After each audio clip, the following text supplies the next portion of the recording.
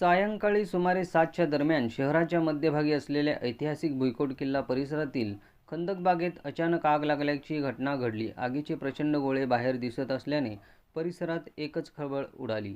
या घटनेची माहिती एका सजग नागरिकाने तात्काळ सोलापूरच्या उपमहापौर ज्ञानेश्वरी देवकर यांना दिली. परिस्थितीचे गांभीर्य ओळखून त्यांनी विलंब न लावता अग्निशामक अधिकारी साळुंखे यांच्याशी संपर्क साधत अग्निशामक दलाची गाडी त्वरित घटनास्थळी रवाना केली.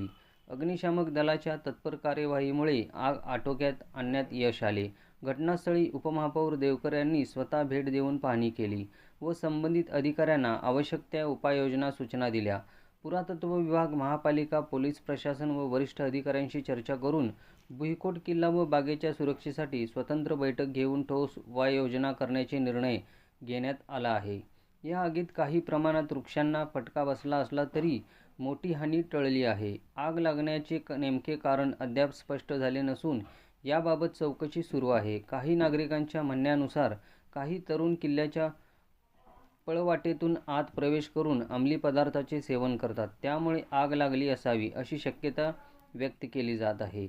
याप्रसंगी सुरक्षा कर्मचारी, पुरातत्व विभागाचे अधिकारी, महापालिका कर्मचारी, महानगरपालिका, अग्निशामक दलाचे जवान तसेच पर्यावरण संवर्धनासाठी कार्य करणारे उपमहापौर ज्ञानेश्वरी महेश देवकर उपस्थित होते.